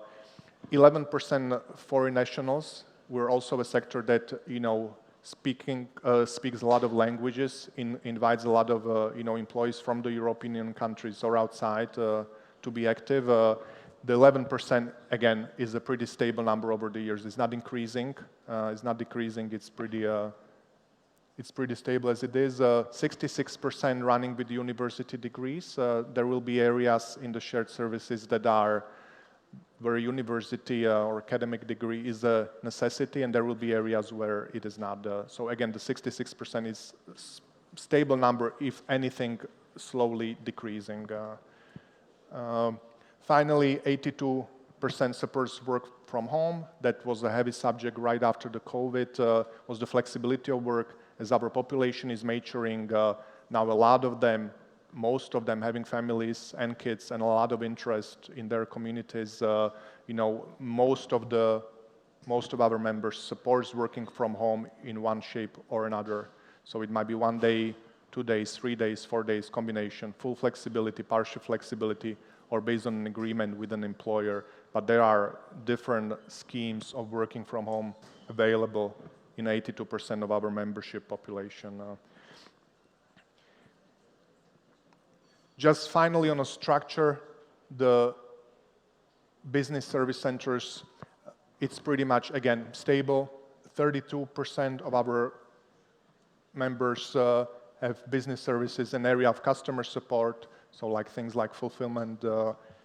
25% the members offer services in IT, and 24% offer services in finance. Finance is an interesting area. This is a typically, when we compare business services in other CE countries, finance is typically lower. Slovakia, I think, has one of the highest rates of the financial services, whether it's finance or accounting or anything else, compared to everybody else. Innovations and skill growth, and I think that's going to be discussed throughout the day. So let me just do a little highlights from the survey that we made with our members. 92% say they are impacted by process automation, robotic process automation, and AI. So that's no surprise. I think we're everybody feeling it in our day-to-day work. RPA, AI, machine learning, chatbots, are penetrating the business that we're doing. Data scientist is the most sought for role. So when we ask the members, what is the number one role you're looking for, it was not pedicure and manicure yet, but they answered it's a data scientist, a person able to work with data. That's the way that I translate it. 80% of members are or will be investing in upskilling. Again, a topic of today's discussion, people will need to reskill, upskill, understand new systems, understand new technologies. Most of the companies, 80%, are offering education. So we don't expect, people just to go on internet and self-learn. We do offer opportunities for learning, classroom learning, e-learning, or whatever other shape. 64% thinks that the RPA AI will change the required skill set. By the way, and again, I'm sure you will be hearing more of this today, when we ask our member companies what are the skills for the future, and I think it connects to what was said on the previous deck, the things that will stay. So these are the 5 skills, characteristics that the companies believe will stay in a priority order. Critical thinking, data science, ability to work with data, lots of data, adaptability, problem solving, and communications. I think, again, this is one of the most frequent questions I get from my employees. Where should we invest? What are the skills that we should keep? And I would, sign all of these. These are I believe, the good areas to keep learning, and that's what members believe also are the good areas to keep learning. My final slide is on responsible member of the community, what we are. The sector employs, and I said 40,000, 1.3% of total employees in Slovakia work in this sector. It's a pretty significant number. I'm sure when we would survey Bratislava and Košice alone, the percentage would be even higher. We contribute 3% of the total state revenue. So there's not an AmCham for the American Chamber of Commerce. Total members, the number would be much higher. This is just the Business Service Center Forum contributing 3% of total state revenues. 95% members plan to raise salaries. So I've already showed you how the salary progression over the last 5 years, increasing every year. We do plan to increase it, along with the inflation or higher this year as well. And finally, 89% members think ESG is relevant for them. I think that was a big subject yesterday. It might also, touch upon the discussion today. ESG and the corporate responsibility is an area that 89% of our members think is relevant. Let me just close by saying we've got a lot of employees in our sector, and they do a lot of the community work as well. And we're very proud in all of the companies for all our employees, in all of our managers, and everybody working, to carve out some time, often personal time, but we try to enable it in our companies as well, to be responsible members of the community by volunteering. A lot of them educate or try to contribute to educate at universities or secondary schools, donations. They organize a lot. They contribute through various portals as well. So it's not only about the company responsibility, but I do believe we have a very responsible employees across all of our sectors that can contribute to the well-being of this wonderful country and this wonderful community. So those are just the numbers, very few of them in the snapshot. You will have the full data set in the booklets that we've handed over, and that's all that I wanted to cover. Mr. Marek Chudík, no, just stay here. Oh. Thank you for your visionary speech. So let me just ask you one question, because today we are talking about future. What is your view of business centers? Where would you like to see them in next 5 years? Well, I think in line with what we've been discussed, the sector is stable right now, and we're hopeful to keep it stable for the next 5 or even 10 years, but we need to evolve with the market. So that's the reason why we're talking today, and we're talking in our companies about what are these new skills. We need to transform. We need to learn better, to do critical thinking better, and working with data better. So we believe as long as we go ahead and reskill, upskill, create these skills within our companies, we will be good, and we will be able to offer services to our members or to our companies through the next 5 years. So with the current skill set, it's going to be difficult. We need to change. We need to upskill, as we call it. So I'm confident. I think we've got fantastic people in our teams. I've got all of my confidence that we will do this transformation as we did the previous one. Everything is about transformation. Thank you. Thank you so much. One more time. Thank you. AmCham and BSTF have always cultivated a fruitful dialogue with the representatives of relevant public institutions. I'm glad to welcome Mr. Ivan Tomko, who will lead the next discussion in Slovak language. Ladies and gentlemen, now it's time for government talks. So the stage is yours. Ďakujem pekne. Ďakujem pekne a dobrý deň prajem všetkým. Nebol som si istý nakoniec, či to bude v slovenčine alebo v angličtine, takže ďakujem aj za upresnenie. Počuli sme dnes veľa o tom, a teda aj z tých čísel, ktoré Marek teraz prezentoval, že tento náš sektor je silnou súčasťou našej štátnej ekonomiky a štátu ako takého. Preto sa veľmi teším, že dnes tu aj medzi sebou máme troch významných predstaviteľov štátu, ktorí sú už dlhodobými podporovateľmi alebo minimálne priaznivcami nášho sektoru. A teda bez nejakých ďalších okolo toho by som si dovolil týchto našich kolegov prizvať ku mne na pódium. Takže dovolte mi privítať tu pri mne na pódiu štátneho tajomníka Ministerstva zahraničných vecí a európskych záležitostí Slovenskej republiky Rastislava Chovanca. Dobrý deň, vítajte. Páči sa. Tiež štátneho tajomníka Ministerstva práce, sociálnych vecí a rodiny Slovenskej republiky Mariana Valentoviča. Dobrý deň.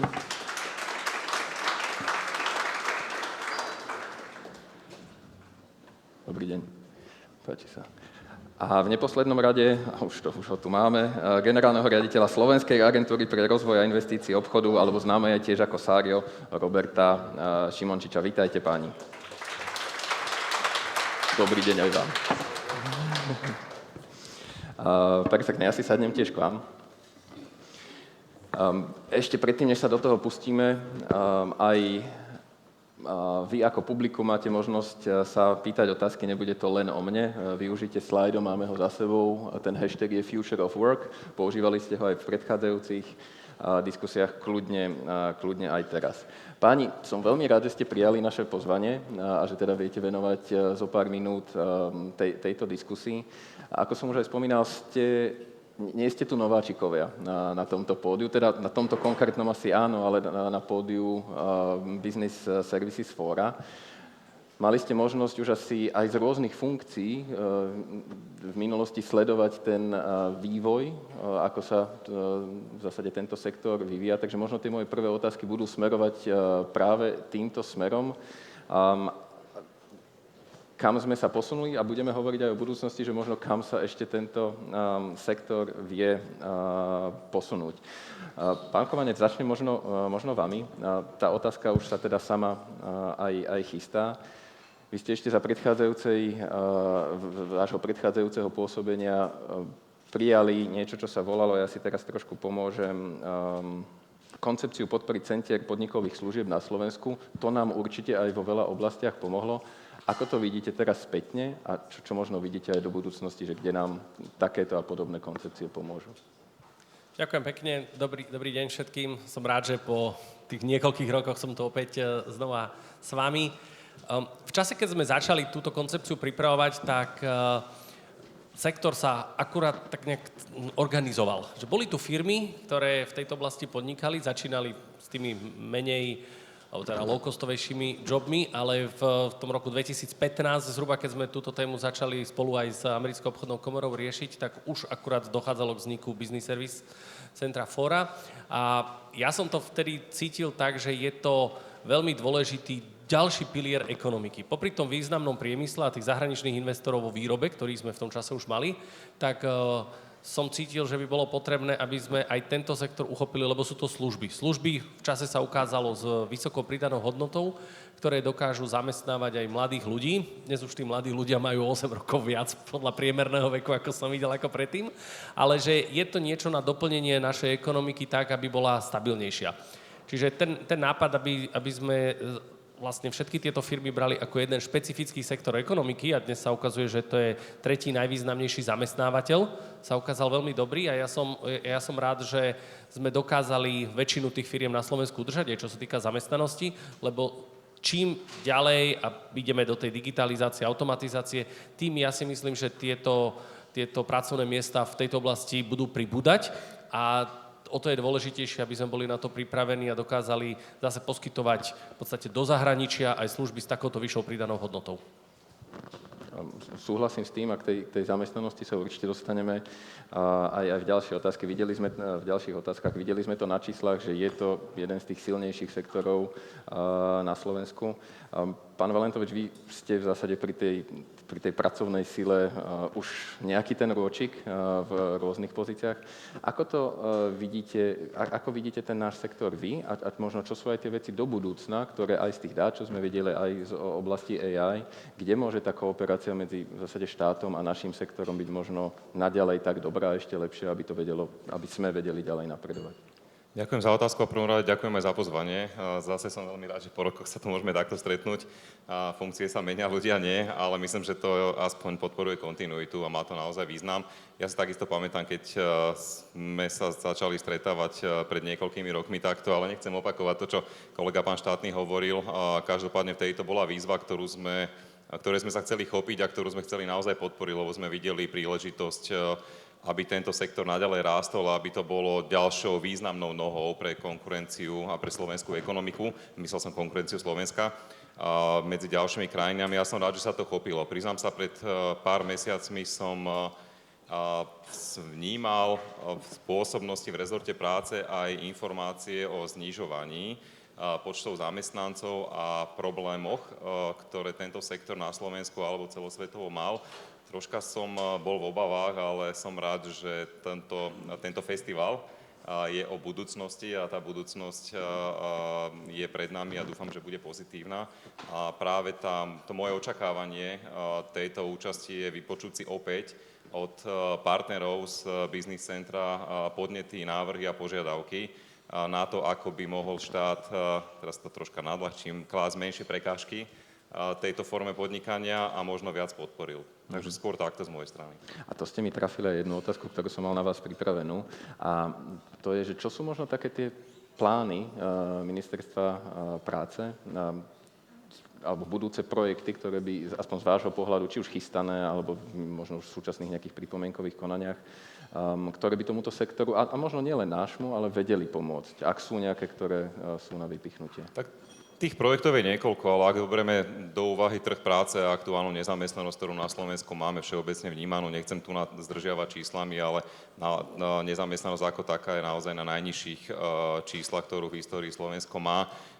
Viac ako 1/3 nezamestnaných sú dlhodobo nezamestnaní a pre nás v rámci rezortu je veľká výzva týchto ľudí pripraviť pre potreby trhu práce. To znamená napriek tomu, že sme sa v minulosti v rámci tohto sektora nezvykli úplne baviť o príprave menej kvalifikovaných, dlhodobo nezamestnaných ľudí pre potreby tohto sektora, tak je to stále výzva minimálne na zváženie a na pokus, pretože zase stále sa bavíme, že veľká časť ľudí v evidencii nie sú dlhodobo nezamestnaní a nie sú to ľudia so základnou školou a podobne. Čiže je tu stále priestor a vidíme tu priestor, ale každopádne budeme sa snažiť intenzívnejšie podporovať aj týchto ľudí. No a to, čo sa snažíme na druhú stranu, keďže ten dopyt po aj zahraničných pracovníkov v tomto sektore v minulosti bol výrazný a my sme sa snažili ho naozaj podporiť a minimálne nebrzdiť, tak myslím, že ten dopyt a tá požiadavka je stále na stole a tam sme pripravili viacero opatrenia, ktoré sme zaviedli už aj v priebehu tohto roka. Upravil sa zákon o cudzincoch, pri udeľovaní pobytov a podobne. Nehovorím, že už v praxi je to citeľné dnes. Z pohľadu rezortu práce si dovolím povedať, že áno, ale je tam viacero rezortov, ktoré do toho zasahujú a kde ešte máme kus práce pred sebou, ale každopádne naozaj hľadáme ďalšie a ďalšie možnosti, ako podporiť ekonomiku ako takú, vrátane špecificky tohto sektora. Ďakujem pekne. A ešte jednu otázku v tejto súvislosti si dovolím. Sme na festivale budúcnosti, Festival of the Future. V niektorých, a možno bude trošku podpichovačná, tak sa ospravedlňujem, v niektorých iných krajinách už sú, čo by nám napríklad možno pomohlo, sú zavedené elektronické podpisovania pracovných zmluv a tak ďalej. Chystá sa takéto niečo aj u nás? Alebo, a ak tak, kedy? Úprimne postrehol som to v podkladoch, zaujalo ma to a beriem to ako výzvu sa naozaj tomu venovať a hľadať spôsoby, ako to implementovať. Okay.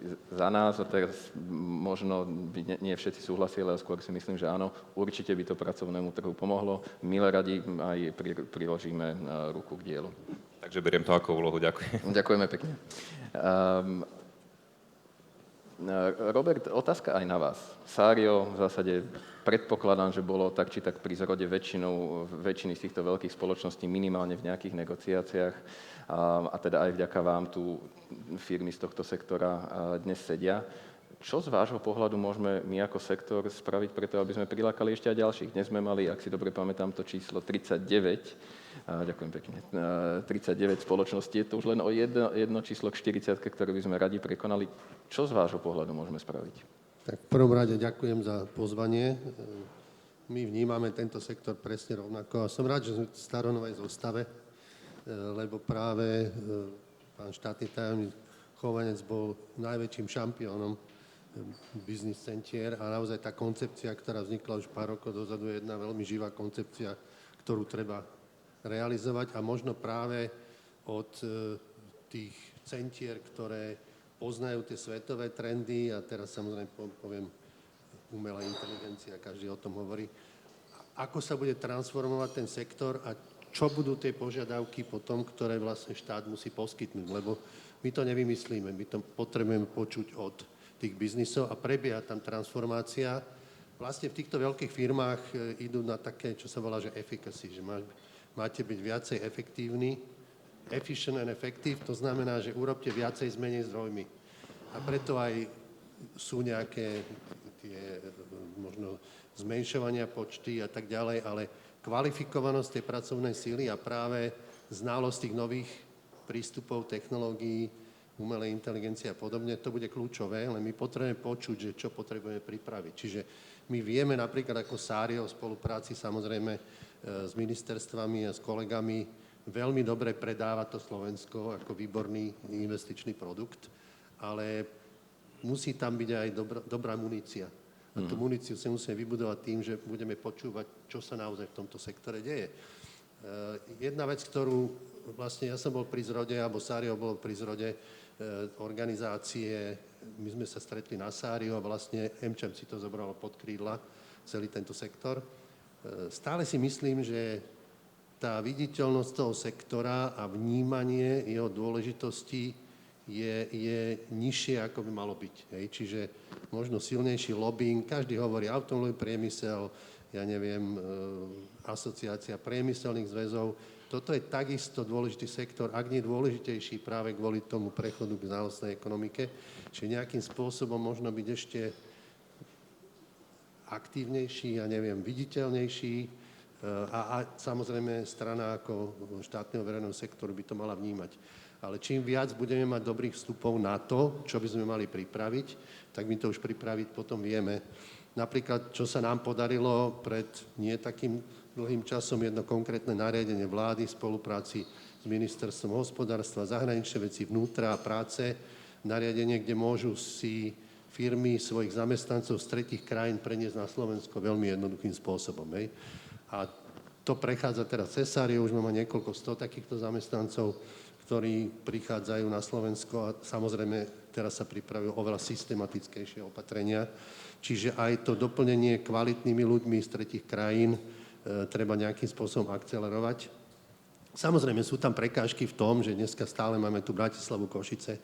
My sa snažíme tieto centrá dostávať aj do iných oblastí, robíme semináre, aj s AmCham sme robili seminár napríklad v Bystrici, len to je takéto chicken and egg problém, lebo firma príde a ukážte mi ačkové priestory v Prešove, hej? Alebo v Prešove možno nie, ale aj v Poprade.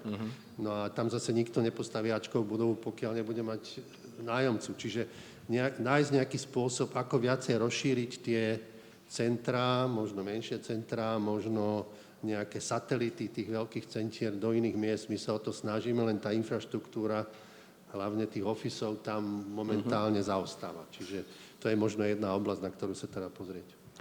Ďakujem pekne. Ja súhlasím s tou viditeľnosťou. My sme paradoxne boli možno mediálne najviditeľnejší práve v tom čase začiatkom toho roka, čo bola, nehovorím, že nevyhnutne negatívna reklama, ale vtedy bol ten záujem médií. A som rád, že tu máme aj v zásade ekonomickú diplomáciu zastúpenú. Čo z vášho, a teda nepripravená otázka, ale čo z vášho pohľadu môžeme spraviť preto, aby aj v tých dobrých časoch, ktoré si myslím, že teraz aj môžu byť zase po tých, dajme tomu, náročnejších informáciách v médiách, čo môžeme spraviť preto, aby sme boli, či už z vášho pohľadu, či už v štátnych, alebo aj mediálnych očiach viditeľnejší? Teraz hovoríme o centrech, alebo teda o BSCčkách. No, ono to vychádza z toho, že byť viacej viditeľnejší. To znamená, že viacej tým ľuďom, teraz myslím širokej verejnosti, vysvetľovať, že aké sofistikované činnosti sa dnes už v týchto centrách riešia a riadia, akú pridanú hodnotu vlastne vytvárate, aký to má dopad aj na rozpočet pozitívny a že by to mohlo byť aj pre mladých ľudí tá kariérna dráha, pretože vzhľadom na to, že toto všetko zahraničné, alebo takmer všetko zahraničné korporáty, tak to vytvára príležitosť pre mladých ľudí možno aj po škole ostať na Slovensku, vypracovať sa a potom následne ísť pôsobiť do zahraničia, ako nejakí regionálni manažeri a podobne. No, alebo opačne, a to teraz idem aj do aktivít, ktoré robíme my ako Ministerstvo zahraničných vecí. Jednou z našich úloh by malo byť aj znovu vrátiť späť ľudí, mladých, ktorí odišli mimo Slovenska, aby prišli domov, pretože môžu mať rôzne rodinné dôvody na to, ale musíme im, teda ako štát, byť schopní ponúknuť relevantné pozície a zase nejakú kariérnu víziu. A myslím si, že práve business service centra sú tie spoločnosti, kde by sa ľudia, ktorí možno v zahraničí pracovali v korporátoch, vedeli uplatniť a priniesli by už aj tie skúsenosti svoje, ktoré tam nadobudli. Čiže ono treba viacej komunikovať mediálne, aj keď nie je problém, a možno poukazovať aj na to, že je to nástroj, ako by sme vedeli našich šikovných občanov vrátiť naspäť na Slovensko. Ďakujem pekne. A dnes aj v neskoršej časti tejto konferencie budeme hovoriť s mladými študentmi, ktorí sa možno rozhodli práve neodísť alebo tu tie skúsenosti nechávať na slovenskom trhu. Dovolím si pozrieť sa na jednu otázku, ktorú máme pripravenú zo slajda. Pán Valentovič, je na vás. Keďže hovoríme o budúcnosti práce, môžeme očakávať, že sa bude v zákonníku práce trvať na doručovaní niektorých listín do vlastných rúk. AmCham rád odborne prispeje. Ak mám byť úprimný, ja som to presne takto pochopil, a najmä ak sa bavíme o tom digitálnom podpisovaní. Priznám sa, nemám úplný prehľad zatiaľ, ako to funguje v ostatných krajinách okolitých, hlavne ak sa bavíme o takých príbuzných Slovensku, ale keďže za posledné 2 roky sa naozaj v rámci zákonníka práce urobilo niekoľko zmien, ktoré umožňujú od telepráce, z práce z domu, delené úväzky a mnohé iné formy, ktoré sú naozaj vo viacerých krajinách už zavedené, alebo dokonca v niektorých aj tradičnejších krajinách nie sú zavedené, tak úprimne sa priznám, že vzhľadom na moju ešte nie 2-mesačnú pôsobnosť na tejto pozícii som nemal až tak úplne zmapované všetky požiadavky, ale tuto som navnímal ako prvú týkajúcu sa zákonníka práce zo strany zamestnávateľov, mimo pochopiteľne zamestnancov z tretích krajín. A naozaj to vnímam ako výzvu a určite oslovím AmCham v rámci odbornej diskusie a pokiaľ to bude čo len troška možné a bude to možné riešiť len zákonníkom práce a nebude to mať dopad na x ďalších iných zákonov pod gestormi iných rezortov, tak si myslím, že táto úprava by nemusela, príprava tejto úpravy by nemusela trvať nejak veľmi dlho. Super. Na to sa tešíme a teda naozaj radi prispieme, čo už sa v zásade aj v niektorých prípadoch dialo a teraz len na krátky príklad možno evidujete, že BSCF fórum ako také sa spolupodielalo na konzultačnej báze pre Bratislavské centrum zdieľaných služieb, ktoré dnes už, ak sa nemýlim, minimálne v nejakých základoch funguje. Takže je to tiež nejaká expertíza, ktorá tu existovala, ktorú sme posúvali ďalej, alebo teda sa snažili interpretovať do štátu.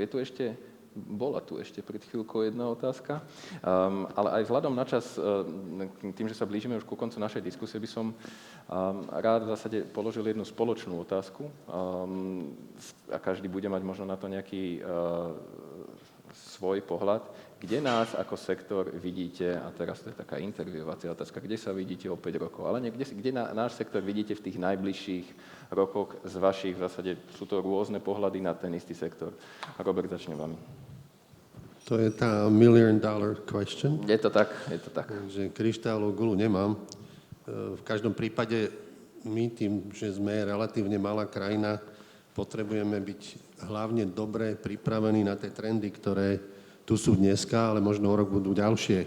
Čiže my musíme byť trošku pred tou vlnou.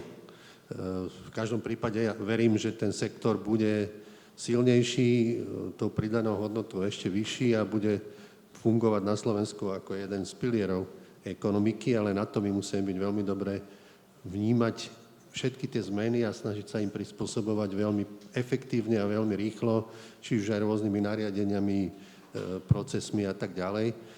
Samozrejme, veľmi dôležitým faktorom je ekonomická diplomácia. Ja som naozaj rád, že súčasné vedenie Ministerstva zahraničných vecí toto vníma ako absolútnu prioritu.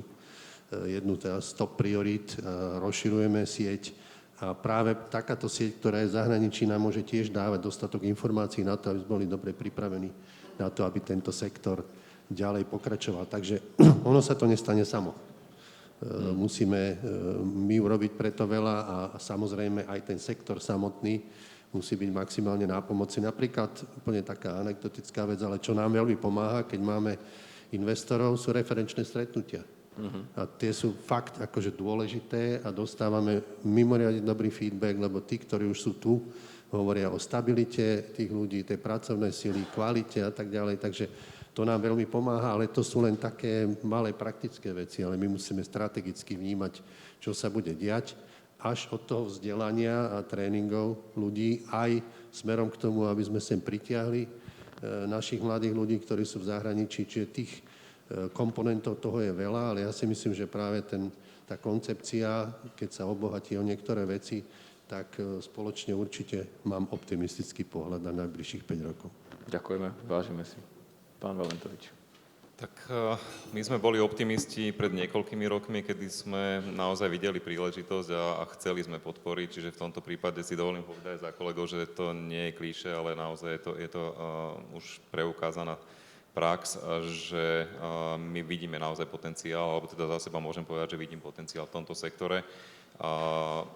A budem robiť všetko naďalej preto, aby som pomohol a podporil, či už je to teda spomínaná výzva na úpravu zákonníka práce, alebo je to pomoc s uplatnením aj pracovníkov, aj tretích krajín, ale takisto máme aj v súčasnosti spustený projekt na rekvalifikáciu alebo preškolenie, doškolenie nie len nezamestnaných, ale aj zamestnancov, pracujúcich ľudí, ako aj na všetkých, ako tu v sále sedíme, ktorí si môžu požiadať o preplatenie kurzov na podporu ich udržania v zamestnaní alebo teda uplatnenia sa v inom sektore. Štát to prepláca, plánujeme to preplácať aj ďalej rôznymi ďalšími nástrojmi, ktoré sa pripravujú a ktoré budú už aj, dúfam, administratívne jednoduchšie.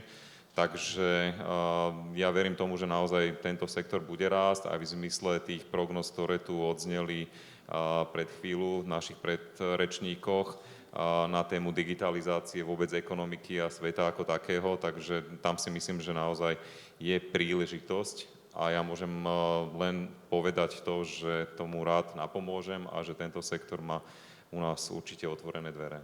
Perfektná diskusia s vami. Ja som vedel, že mať podporovateľov našeho centra na pódiu je super a že tá diskusia bude produktívna a tešíme sa na tú pracovnú skupinu.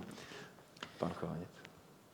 O mne sa vie, že ja som taký celoživotný optimista, čiže ja keď hovorím, že určite to bude lepšie, tak si to aj ozaj myslím, ale hlavne preto, lebo tie najšikovnejšie a tie najlepšie firmy dokážu sa prispôsobiť, aj keď je nejaká kríza alebo nejaká zlá situácia. To znamená, že tí, ktorí majú prežiť a ktorí sú na to predurčení, tak sa im proste darí dlhodobo napriek tomu, že tam je občas nejaký pokles. Čo sa týka centra, alebo teda týchto business service centier, ja by som videl možno väčšiu príležitosť v získavaní ako keby podružné aktivity pri priemyselných výrobných firmách.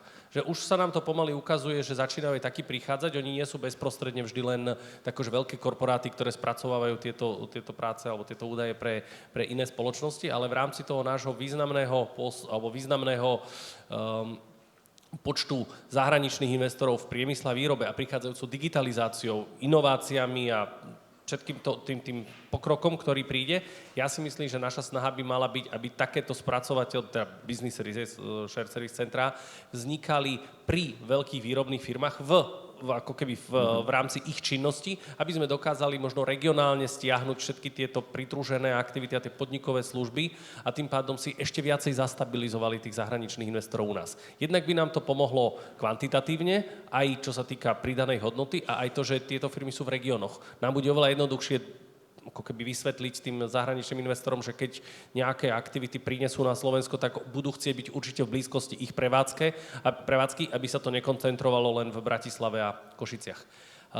Ja by som mal možno ešte jednu takú, neviem, či je to kacírska myšlienka alebo úplne utopia, ale aj v kontexte to, čo sme hovorili, že by BSCF, teda poviem celé ako fórum, malo byť viacej viditeľnejšie, že možno by nebolo zlé sa vrátiť k tomu akčnému plánu, ktorý sme robili tých 8-9 rokov dozadu a aktualizovať ho.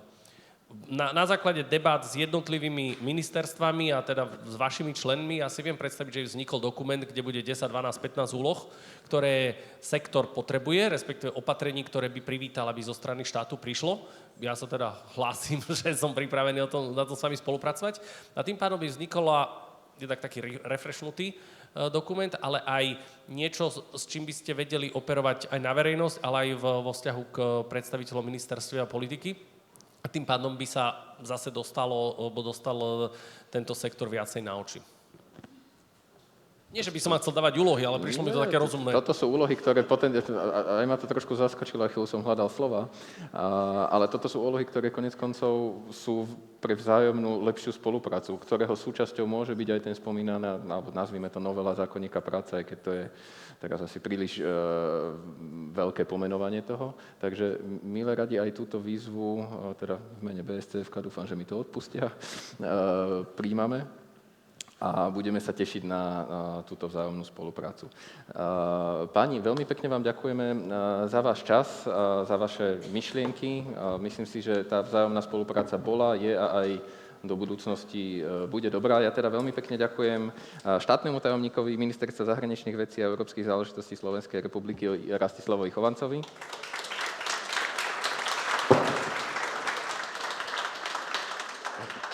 Štátnemu tajomníkovi Ministerstva práce, sociálnych vecí a rodiny Slovenskej republiky Marianovi Valentovičovi.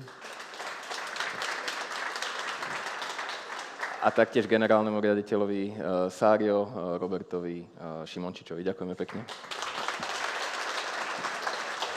Páni, všetko dobre, ďakujem pekne. Ďakujem pekne. Páči sa. Ďakujeme veľmi pekne, páni. Som rada, že tu vidím aj známe tváre, že som počula aj slovenčinu. A ešte nás čaká jedna prednáška, potom príde coffee break. Now, so let's switch back to English because our next speaker is Mr. Oskar Reitzma, Business Director at Transparent. Very welcome. Welcome. Thank you. Yeah, it's your first time here in Slovakia? No, not the first time in Bratislava. I think the first time was something like 10 years ago, so a very different period for shared services. But actually after COVID, maybe this is the first time in real life again here. So a lot of things changed in Bratislava, but for the good, I think. You will see. So very warm welcome, so the second time. And you will talk about technology and about the race of artificial intelligence. So the stage is yours. Good, thanks. Thank you. It's getting already a coffee break, I see. My name is Oskar Reitzma, like she said. I'm from a company called Transparent Solutions. We are a provider in purchase to pay, so one of the first transactional services which went to the shared service center. We started 24 years ago. I think the big shift to shared services of many of our clients happened around 12, 13 years ago. To give you an idea, we work for centers like IKEA, Allianz, Henkel here in Bratislava. And I want not to tell you a bit about Transparent, but I want to bring you a bit through the journey they made in shared services. So actually, why did shared services start? Actually, mainly to centralize, actually to standardize systems, and also to reuse cost, and to be able, after the standardization, to automate a bit more, because the whole idea was if we use technology, then we will be more cost effective. So most of the shared services I know, they started with a lift shift. Very good idea, because when you lift shift, then afterwards you can look at to improve the processes and to see how you can stabilize and standardize. So big problem actually for many of our clients was that they started with a lot of legacy systems. I think it was still the period where we needed to digitalize, so a lot of paper, a lot of broken processes inherited there. So actually most of our clients really struggled actually to maintain because the scope grew. More and more countries came in the shared service center. And actually to maintain and stabilize was more a problem than actually looking how to make the continuous improvement process in place. So actually in the meantime, and I think we will speak two of them later on this day, the consultants bombarded us with a lot of buzzwords containing technology. And actually, like I said, it was a struggle already in the beginning of shared services. So, but actually, if we wanted to believe the market, we should start directly implementing because it was the silver bullet and it would help us actually to get into the process of continuous improvement. So actually, main topic on the agenda was what do we need to use and how do we implement it? And actually, the main question should be is why? What should we do? How does it help us? And how does it lead us into the continuous improvement journey? So nowadays, the biggest topic was, and Ian spoke to it on stage this morning already, on artificial intelligence. So I will take you along the journey of many of our clients on an artificial way. So these are artificial intelligent persons. And actually, you will see is they might not have the role you have for them in your company, but they will be more real than you think. So we start with Matt, the Shared Service Center Director. He's a really outgoing man. He's open for new innovations, but he's also really a people manager. Then we have Diana, the AP manager. She is a really doing person, but also thinks about the people because she has a big team. Then we have Roberta. Roberta procurement, she is straightforward. She is just result-oriented and she knows how to get what she wants. And last, we have Tom, the CFO. He is actually a bit more the big picture man and he always looks at return on investment, no matter what. So actually, we go to the next part and actually, Matt, the Shared Service Center Director, gets congratulated by Tom. He says, you established a wonderful center, and we are so happy what we did. But actually, we invested also a lot of money. And now is the question, what do we get back? So first of all is we need to see how we reduce cost. So is it actually possible to increase productivity and increase cost? So probably we need to look actually and decrease the number of FTEs. So Tom says, I saw some beautiful slides. I went to an event and I saw beautiful slides for several companies. They implemented technology with actually no hiccups. It was one smooth process. And actually, if you look at their KPIs, it's amazing what you can arrange with technology. So let's automate, but I need an investment. So Tom says, go on, a little investment more, but when it helps, then good. So Matt goes to Diana and says, okay, we need to automate. And Diana said, yes, listen, it's very difficult actually to maintain the workload. Most where we are looking at is in filling holes and covering all the exceptions. We don't have a stable system. We still have a lot of legacy out of, and then again, I'm not the full owner of the process. I can only do what my internal customers demand me to do. So I'm happy to automate, but the only way I want to go along is when it's reduced my workload of my team, and otherwise it will not help. Matt says I saw the slides of the company, they did it as well, and it really helped assure me I'm right. So, okay, we go along, we implement some software in the process. So actually they installed OCR, which helped really because a lot of the processing was a bit easier. They installed a workflow process, which is actually used to get easier the approvals. So they're around 50% on PO based. And last but not least, they also got a lot vendors to do digital invoicing instead of the paperwork they were still sending. So in that case also they managed to get really an automated flow in place. So the opportunities was, yes, it's saving a bit cost, but first of all, it's the investment. It streamlines a lot of the workflows, so it helps a bit. It changes a bit the work the people on Diana's team are doing, and so a better productivity. But in the meantime, they get extra entities in the shared service center, so the level of people stays a bit the same. Problem a bit with automation is, and I will come up that further, is it's also creating a bit of a black box. Because touchless invoicing, when something went wrong, nobody knows anymore what went wrong. And the only audit trail we have is the IT audit trail. So in that case also, the exception handling in the team, the workload rises because a lot of people need to figure out more to get actually to the real result. And finally, is also we are dependent on technology. So when the technology fails, so one morning Wi-Fi is out and the software doesn't work, then there is no work at all. So you get the backlog. This is actually a text, maybe, I don't know if everybody can see it, but from Bill Gates already for years and years back.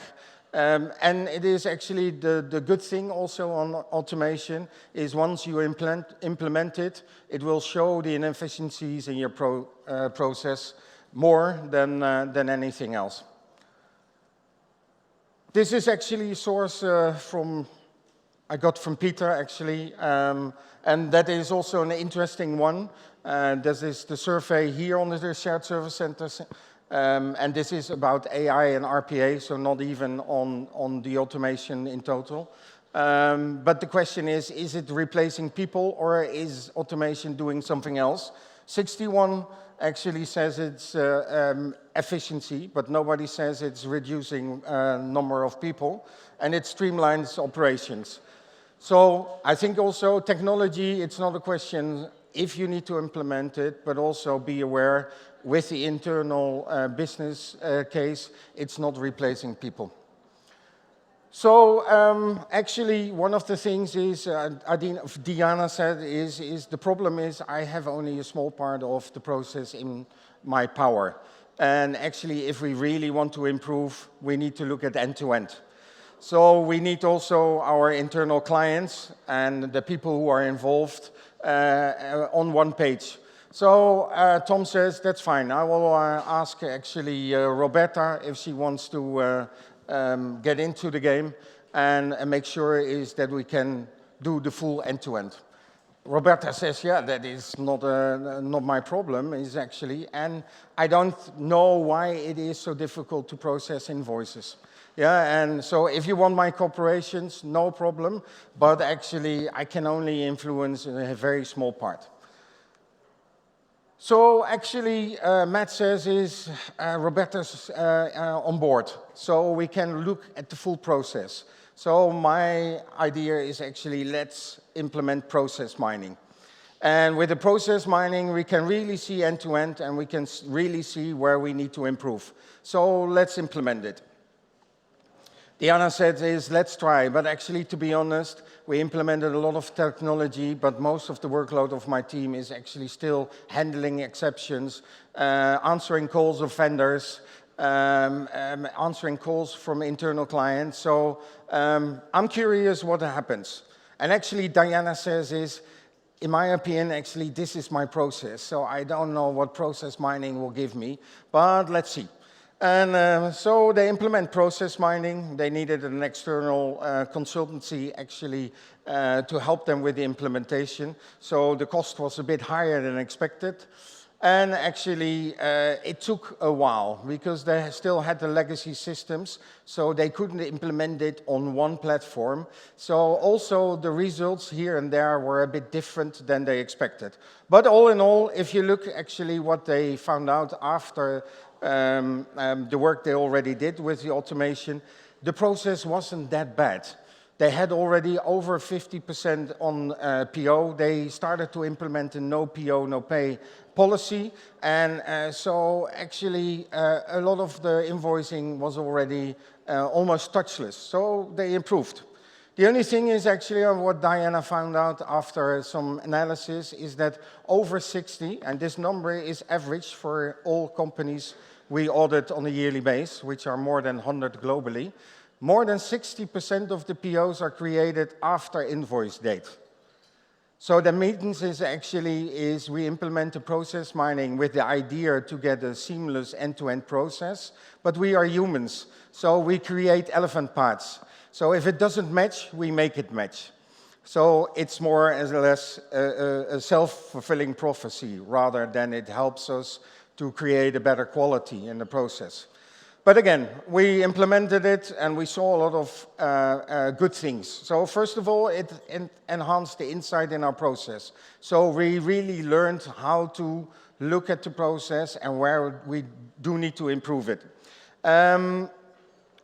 It's also good performance analysis, because in many shared service centers, I see that on the transactional services, there are KPIs used which are more focused on speed than on quality.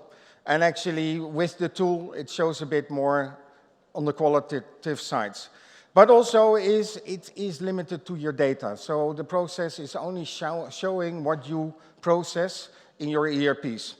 And actually, the outcome of this technology is actually creating a lot of work, because actually the outcome also says is that you need to do stuff and you need to figure out actually what the analysis of the tool brings.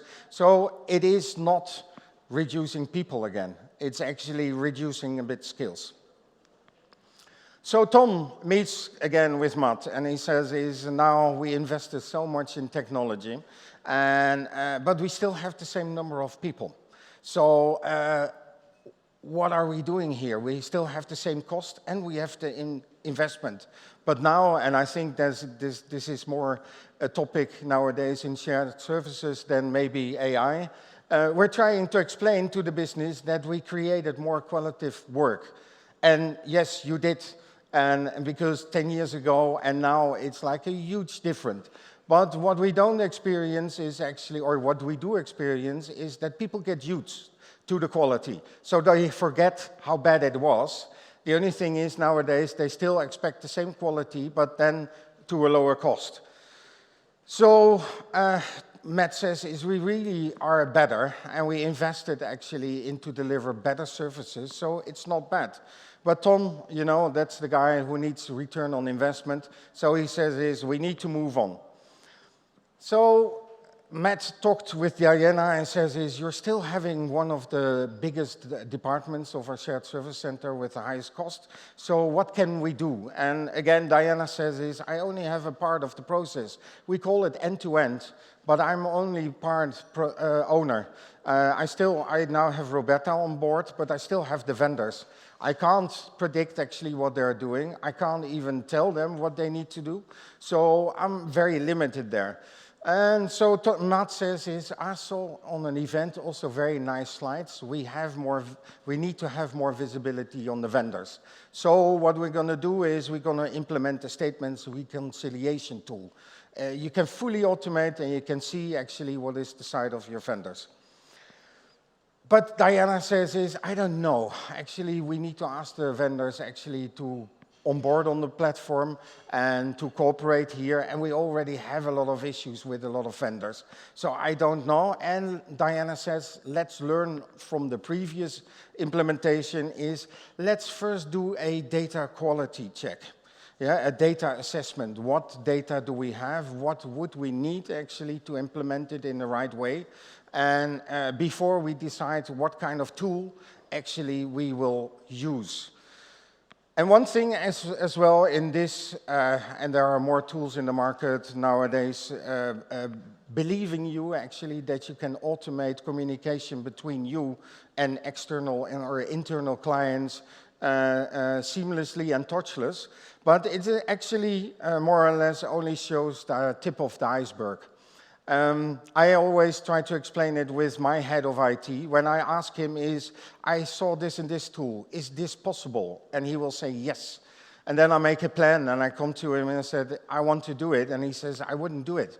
And then I said, well, but you said it's possible. He says, yeah, technically it's possible, but actually in reality, you don't have the data quality, you don't have the access to the data sources to do it really good. And that is actually what we see a lot. This is also a general picture. I don't know if it's readable, actually. But this is actually an average on all vendors. And I think we have a vendor master database of over 13 million vendors worldwide. But actually in around 41%, 46% it says, there is no email address. So if you want to automate anything and you don't know even which vendor is who, then it's actually half of the data is already missing to do it. Next to that, actually, it's around 57% is missing a VAT number. And also imagine, and it's not only with vendors, it's also with clients, the identificator who's who is not the name. Because, like you know, a lot of databases, you have history, legacy, so you have a lot of duplicates. So actually, the only identificator you have is a bank account number and a VAT number. And then still, you don't know how the setup of the client data of your vendor is. Because every time an internal client orders something with this vendor and needs an invoice on his name, on his address, they will create actually a new client file and a name. So whenever you ask for a statement to a vendor, you don't know what he's sending back. And then we don't even talk about one time you get a picture, a screen picture, next time an XML or an Excel. So actually, the first thing what you need to do and what we learned by the journey we had on technology is not only in thinking is why and then start with how and what, but also is spend more time on your data quality. Yeah, and it's because technology and software is not a silver bullet. It runs only good when you have enough data, so accurate and complete data. Yeah, and so measure first your data sets before you think of implementing some technology. And the next part is actually know what you need, because a lot of data is in your system which you don't need for the automation. And then try to improve and enhance your data before you start. I don't know if it's readable for everyone, because I was sitting there and I couldn't see the screen. This is actually an example of one of our clients. It's a European shared service center, so and this is one of the audits we do, and it's actually on payments, on say, duplicates, to make it simple. But it's not only duplicates. So 2017, they went in shared service centers. So they had local centers, but this was the first European shared service center. So actually what we see there is due to the migration and the historic, a lot of duplicate payments, which actually even in 2017 with technology shouldn't be the case. And then the second part, which I highlight, is the unposted credits. So that is the statement parts where vendors didn't share actually with you this information. And this is actually what we recovered on money. 2020, after implementing actually all the workflows I just mentioned, but they use actually a prevention tool. They use Celonis data mining. They automated statements on, I think, almost 200 vendors. Took them a long time, but they automated their statements, so they do that. The result was a bit lower. And then actually last year they moved to SAP HANA, and so huge data migration, and then also you see what happens. And especially as you see with implementing of all the tools, of course everything what is in your domain it's possible actually to capture yourself for a big part, but then still data quality doesn't allow you to find everything, but especially actually in the communication with the vendors, still a lot goes wrong. So the question is actually, I hear a lot of stories on AI and RPA, etc. Yes, we can implement a lot, but also the question is, what is the next big thing? And to me, it's actually still the combination of technology, people, organization, processes, and clients. And especially people are very important, because the more we automate, the more black boxes or automation pills we create. And one of our clients, actually situated here in Bratislava, I really envy on them, because the people where I started off 12 years ago, which were AP heads or AP for countries, they are still there. They don't do the transactional anymore, so they have more or less a controlling function. But the great thing there is actually the people who know the process, the people know when something goes wrong or a system goes silent, they can actually solve it because you still have the knowledge in-house. So you're replacing not skills and knowledge, but you're just making them grow and actually make sure they are still at value within the company and happy to stay there. So I was happy actually, Ian, that you already mentioned it this morning. AI can help massively. One thing as well is we need to understand a bit more technology. AI is running on data sets, and the bigger the data sets and the cleaner the data sets, the better results you get. So everybody thinks about AI as ChatGPT, which is great, but still everything which is produced in ChatGPT, which is wrong, goes back in the database and will give in the next search also those mistakes which you put in. So actually you could also manipulate AI and even ChatGPT by feeding wrong information constantly. That's actually the same when I talk to people, they want to implement AI because they heard it on the event into their end-to-end processes. The difficulty there is you don't have enough data. And also you have too many exceptions and mistakes in your data to implement AI. I think there are a lot of occasions where you can implement it. I wouldn't say so, like it says here, in sourcing. So if you have access to external databases which are big enough, then it's doable, but I wouldn't actually invest a lot to do it in your end-to-end system.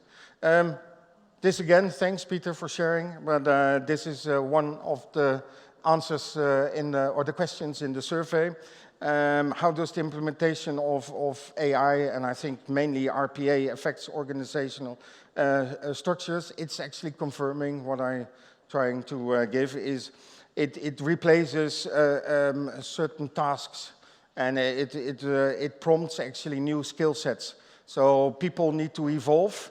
But my advice is there, use the same people, because in another survey I saw that most companies are now looking for data analysts and people who are IT background. I would actually say try to skill up the people you have, make them a bit more tech savvy, which is more. So to finalize this is when you start to implement technology, there are some considerations in especially the how, because that is most of the time actually where the leaders of shared service centers I speak struggle with. There is no why, because everybody wants it. There's more or less is how and with what. But still, start with the why instead of how and what. And also there is, I try to compare it also with when you buy a new house. Most people nowadays, and especially the kids, they look at houses more or less, does it have a beautiful kitchen? Does it have good bathrooms? Etc. But they forget to count the number of rooms they need to fill in everyone. And they forget also to look at which specs do we need really. Yeah? And so the next one is actually technology is not a solution. It's not a silver bullet. It's really a tool which, if you have the right people, if you have the right process, if you have the right organization to implement it, will help you enormously. But if you take the wrong technology because it doesn't fit your process and it's not adapted by your people and with the organization, you will invest a lot without getting the return on investment. It doesn't replace people. Actually, most of the surveys I see on shared services is actually creating jobs, which is actually good because the business is about people and it's not about technology. And again, don't rush to eliminate people who were on old processes. Try to take them along because you need their knowledge. And last but not least is actually data quality. It's immense important because all automation is running on data, not on our knowledge, not on logic. It's running on data. So data quality and data governance. And last one is keep audit yourself because there is always room for improvement. And also there, automation will not be the last judge. Thank you for listening. Let's keep talking. If you're interested, then please let me know. And if there is anyone with a brilliant AI implementation in one of the end-to-ends, please tell me, because I would like to know. Thank you very much. Oskar, thank you. Thank you for your brilliant presentation. Just let me ask you one question. At the beginning of your presentation, you touched upon the data on automation within the business center here in Slovakia. As you work with companies also on C region, is there any difference between Slovakia and the other countries? Not that much, actually. What I always try to answer on this is sometimes clients ask me, we want to outsource, can you tell me the best outsourcer? And I said, there is no answer, because it depends on the center. Yeah, and also in this, is there a difference between Krakow, Bangalore and Bratislava? On average, depends on which center we look at, because it's more where are they in the value chain. What I see is actually Bratislava was also one of the first European cities with some shared service centers. So I think on the value chain, there are a lot of centers here already very mature. So in that case, like I said, we have a few examples of clients here, and they really outperform. Okay, thank you very much. Oskar Reitzma. Thank you. Ladies and gentlemen, now it's time for the coffee break, and we start at 11:30. We will have award ceremony. Takže dámy a páni, teraz máte prestávku, môžete stať kávičku, občerstviť sa a 11:30 sa tu stretneme, pretože budeme odovzdávať ceny. Teším sa na vás.